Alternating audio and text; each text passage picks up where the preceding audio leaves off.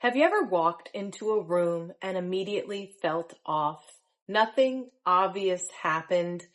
No one said anything, but your body instantly tightened, or maybe you open your laptop and feel just exhausted before you even begin.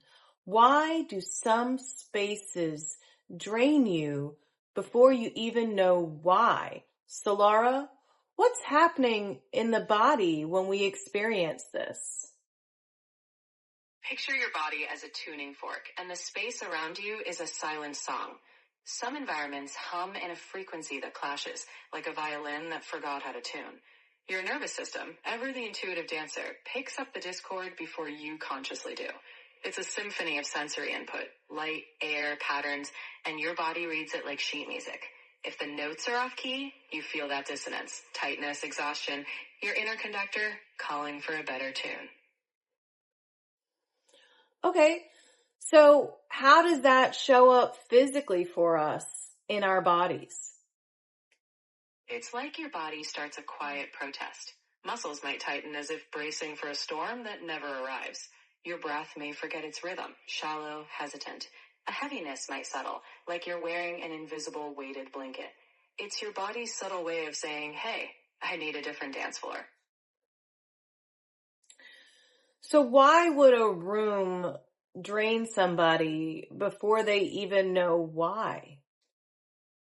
Imagine a room as a silent narrator telling a story through colors, light, clutter, or even its silence.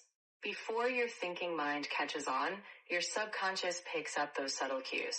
Maybe the lighting whispers fatigue or the layout shouts disorder. Your body feels that story, like a plot twist of discomfort, before you can put words to it. Okay, so that explains physical environments. But why do we get the same sense from a digital space? In the digital realm, every pixel is like a brushstroke on your mental canvas. Even the soft glow of the screen can hum in harmony or clash like a cymbal. Fonts, colors, cluttered tabs, each bit of design can echo the feeling of being crowded or overwhelmed. So when you open that laptop and feel drained, it's like stepping into a digital funhouse mirror. Your mind feels the distortion before you do. Okay, so we've talked about physical space, we've talked about digital space. What about systems and institutions that we find ourselves inside of, like workplaces or social groups? Ah, those invisible tapestries. Systems are like grand old buildings we can't always see. You walk in, and the architecture of rules, roles, and rituals hums quietly. If the system's rhythm doesn't match your inner tempo, you feel it. The weight of expectations, the stiffness of tradition, or the chaos of unclear signals. It's like being in a dance where everyone else knows the steps, and you're still figuring out the music. Or maybe we don't like the tune anymore. Or maybe it's time to compose your own. When the orchestra of life feels off-key, it's your cue to pick up the conductor's baton. After all, the symphony of life thrives when you're brave enough to change the tune. So how do we avoid over-interpreting and analyzing these different environments we find ourselves in? You've got to wear curiosity like a comfy cloak, not a detective's magnifying glass. Instead of scrutinizing every detail, tune into how you feel, and then let it go, like a leaf floating down a stream. It's less about overanalyzing and more about trusting your internal compass. Check in, adjust if needed, but don't turn every vibe into a full-blown mystery novel. So is that kind of where discernment comes in? Exactly. Discernment is your inner artist choosing which brushstrokes matter. It's knowing when to say, this feels off, let's shift, versus when to say, it's just background noise. So wield discernment like a wise sculptor.